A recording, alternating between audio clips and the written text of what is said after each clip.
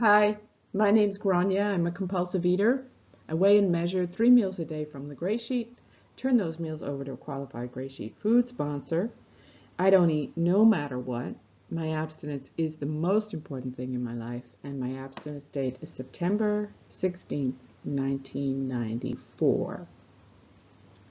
I am a member of the Structure Committee. The Structure Committee is a committee of the World Service Conference, and we conducted GreySheet counts in 2023.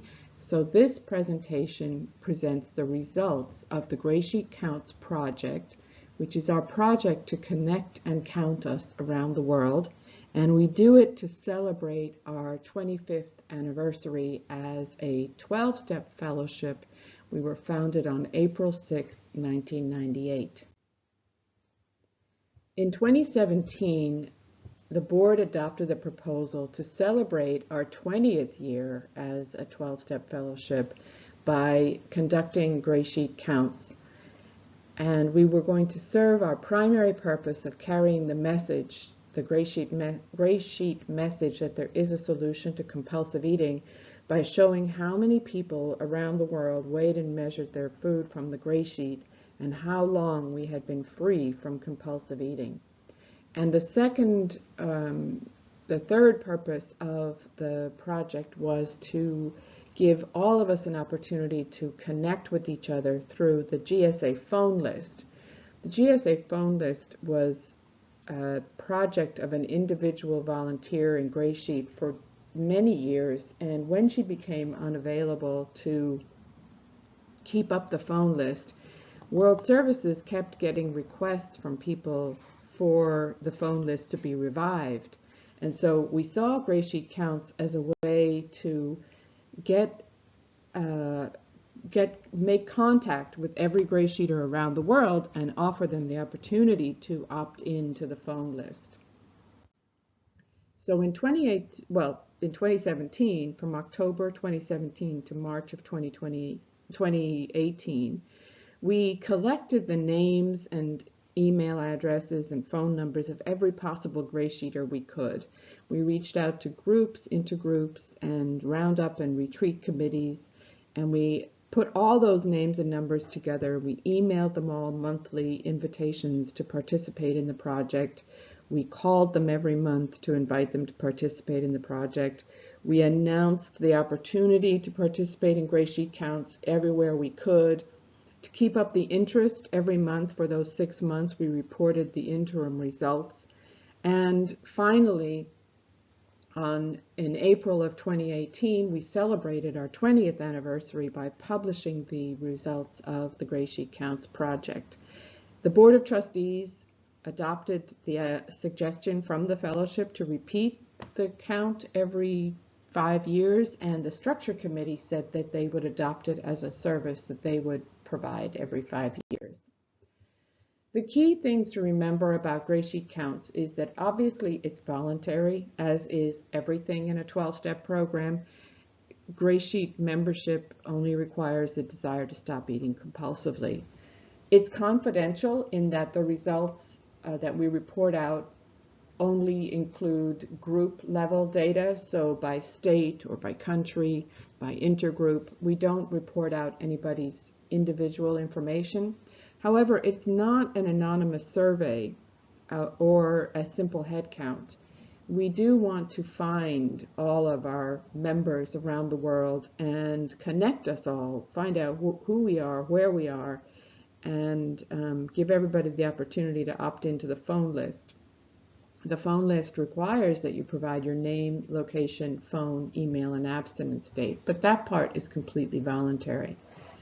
Unfortunately, in 2018, we didn't have the resources to translate the form into some of our more popular languages, so it was only available in English.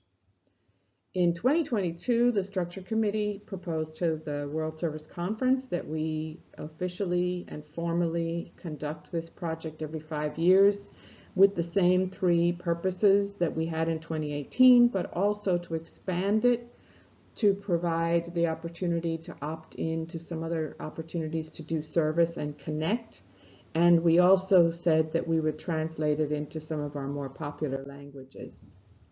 So we launched the project in April at our April Town Hall, which was when we celebrated our 25th anniversary. It ran for 4 months from April to August. We announced it, we reported the results each month, and we called everybody on the phone list to make sure they knew about the project and give them the opportunity to participate. We did get some feedback, and some of the feedback we received in 2023 was that the shorthand word that we had been using, census, had negative connotations for some people. And also the term census, it seems to imply that it's a count of anonymous members, and that's not accurate. So we are going to be very sure in 2028 to refer to the project as GreySheet Counts, a project to connect and count us around the world, and get rid of the word census. In addition, in 2023, when you logged onto the website to fill out the form, unfortunately, we didn't distinguish the questions that were required, and if you wanted to remain anonymous, you could fill out the required questions and not provide any further information. We didn't distinguish those two types of questions. So in 2028, we're going to clearly separate the required questions from the optional questions that identify people. And finally, the feedback that we received in 2023 seemed to indicate that some people felt that they were being targeted because they hadn't participated. And we want to be sure that when we call people to inform them about the project, that they don't feel that they're being badgered or harangued into participating. So that's all the background about how it came about, and how we did it, and how we're going to do it differently in 2028. What are some of the results? So this slide shows some of the highlights. The bad news is in red, the good news is in green, and the great news is in bold. The bad news is that somehow either our participation rate went down, or we have fewer GreySheeters in the world, because the number of GreySheeters who participated in 2018 was 848, and in 2023 was down to 748. In 2018, we received feedback that we missed about 150 people, and we think that feedback was fairly accurate. In 2023, we have no way of estimating how many people we missed, but we keep hearing from people that they never heard about the project while it was ongoing. So the good news is that we are now in 35 countries as opposed to 22 countries in 2018, and that's primarily because of the number of Spanish-speaking GreySheeters in Latin American countries, where we didn't have any Spanish-speaking GreySheeters in 2018. The amazing news about our program is that if you have at least a year of abstinence, the average number of years of abstinence is 12 and a half in 2023, as opposed to 11 years in 2018. I don't think there's a commercial, medical, 12-step nonprofit program out there that can tell people that the average amount of time you'll be free of compulsive eating is 12 and a half years. So that's pretty amazing news. And the primary purpose of our fellowship is to support us in being abstinent and carry the message to the newcomer. So are we reaching the newcomer? There are plenty of newcomers in 2018, and there are plenty of newcomers in 2023. We have 214 people in their first year. And do people trust the project? Only 5 people remained totally anonymous in 2018, and only 18 people remained totally anonymous in 2023. So the majority of people who participated were willing to opt in to the phone list and to other service opportunities. 91% opted into the phone list in 2018, pretty much the same in 2023. And then the other opportunities for connecting and doing service We had 89% opted in to being subscribed to Service Matters, our monthly newsletter. 80% opted in to being an area contact by putting their name, location, and email address on the website. 59% wanted to join our Facebook group to get service-related announcements. 37% said they wanted to be contacted about other kinds of service like participating on a committee, writing literature, building our website, becoming a delegate to the conference, serving as a GSR, etc. And we asked the question, would you be willing to answer demographic type questions like ethnicity and age and gender in a future census? Because people had suggested we ask those questions this year, but other people had strong feelings that we should not ask those questions. So we asked participants to let us know how they felt about that, and 84% said they would be willing to answer those kinds of questions. Nobody opted out of future contact from World Services, so that was amazing. In terms of where are we, in 2018, there were 1, 2, 3, 4, 5, 6, 7, 8, 9, 10, 11. There were 11 areas in 2018 which had more than 25 GreySheeters.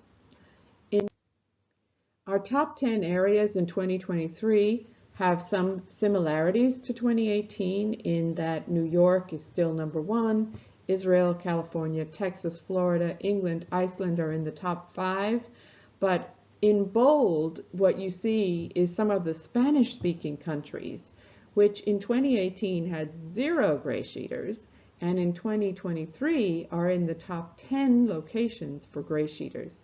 So Mexico, Spain, Colombia, Dominican Republic. It's absolutely amazing how many people are doing GreySheet in Latin America and Spanish-speaking countries. Let's look more closely at different locations. In North America in 2018, we had 665 people in 51 states, territories, and provinces, including Mexico and Canada and the Caribbean. In 2023, the unfortunate news is that we are down by 155 to 510 GreySheeters in 41 states, territories, and provinces. In Europe in 2018, including Iceland, we had 125 GreySheeters in 14 countries. That is up to 133 GreySheeters in 18 countries in 2023. 2018 in Iceland, there were 57 GreySheeters in 7 of their 9 regions. Despite making the form available in Icelandic, participation decreased by 20 people, and there are now only 37 GreySheeters in 6 regions.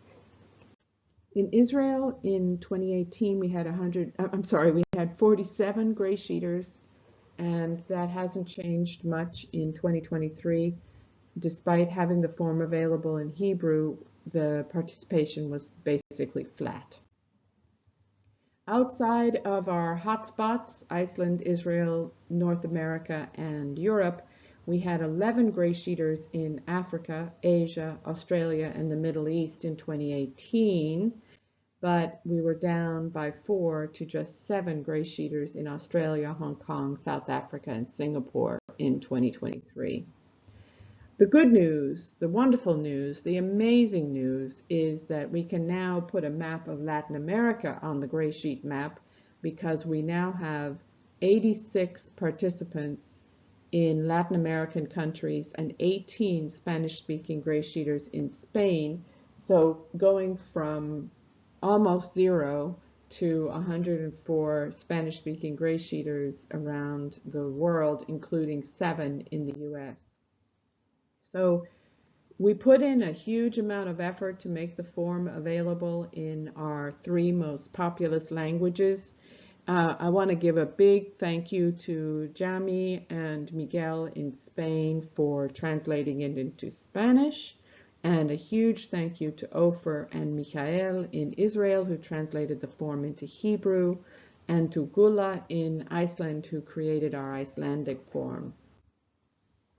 Looking more closely at the different intergroups in North America, this is New York Metro Intergroup in 2018, 141 GreySheeters in 7 boroughs and counties. That is down to 125 in 7 boroughs and counties in 2023. In Connecticut, there were 37 GreySheeters in 4 of the 7 counties in 2018, and that is down to 28 in 5 counties in 2023. The Western States Intergroup was 129 people in 8 states. Despite expanding the intergroup to include 2 Canadian provinces, the Western States Intergroup counted 42 fewer people for a total of 87 in 2023. The Northeast Intergroup was 107 people in 11 states and territories in 2018, and it is down to 92 people in 11 states, territories, and Canadian provinces. So the Northeast Intergroup expanded to include 6 different provinces, but there are no GreySheeters in those provinces. There is an error on here on the map. Maryland is included on the map, but it's not included in the count. So Maryland is actually a member of the Southern Central Intergroup. In 2018, there were 74 people in the Midwest Intergroup area. There were 65 in the Southwest Intergroup area, and there were 85 in the Southeast Intergroup area. So in 2018, the total for those 3 areas was 224 people in 25 states and territories. All of those areas combined in 2023 to form the Southern and Central Intergroup, and they expanded to include 2 Canadian provinces. And the numbers still dropped down to 173 people in 21 states, territories, and provinces, down by 51. The second question we asked in the project is, how long have you been abstinent, or what is your abstinence date? And in 2018, you can see in this funnel graph that we had decreasing numbers of people. There were 107 people in their first 90 days, 185 in their first year, 161 people in their first 4 years, and then each 5-year increment, there were fewer and fewer people. We had 4 participants who were in the 40 to 45 year range of abstinence. The 2023 numbers are quite different, and the first 2 bars are an artifact of the project. So we had putting in your abstinence date was required, but several people put in their birth date instead of their abstinence date. So we have 4 people for whom we don't know their abstinence date. And we didn't analyze the data until December. So by then, the people who had been in their first 90 days were now into their first 3, 4, 5, 6 months. So the number of people in their first 90 days was only 4. So what's really different here is that there are a lot of people in their first year, even more in their first 5 years, and then this tremendous drop-off when you get to 6 years and above. The good news at the very bottom is that we now have 1 person who participated who has more than 45 years.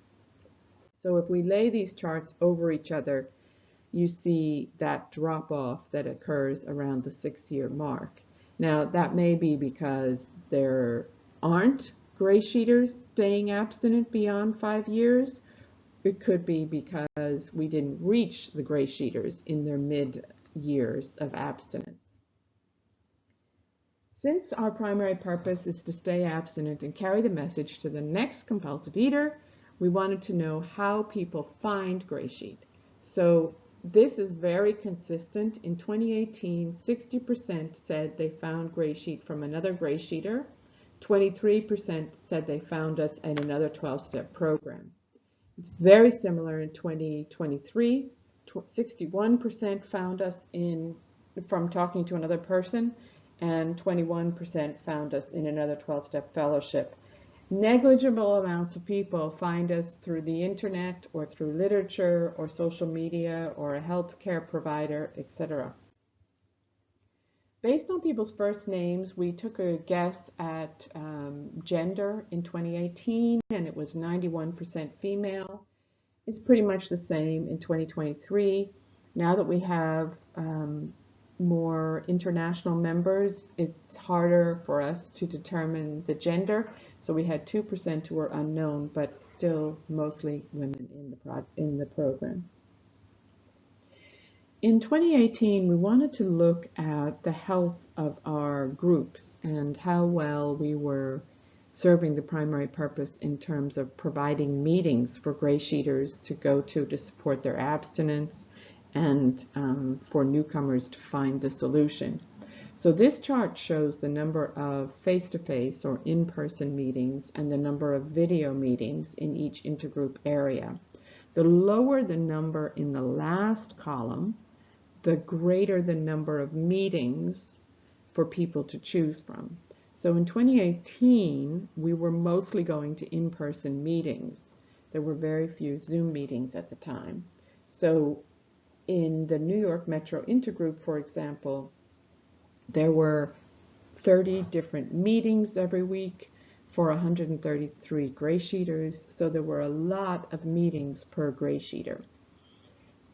Some of the other intergroups had a lot fewer meetings per GreySheeter. By 2023, of course, this is the international numbers, so you could see that each of the international intergroups was doing about the same.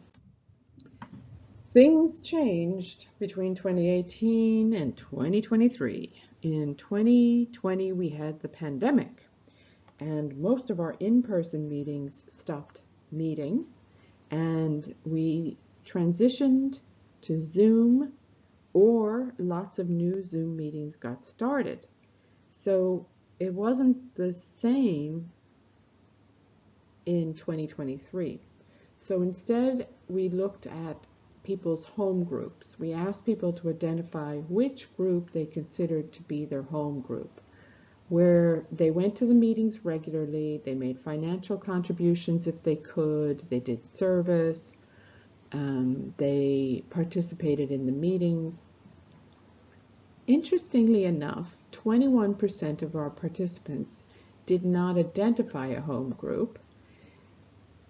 Typically, we're not surprised to find that 13% said they considered a group in the New York Metro Intergroup area to be their home group.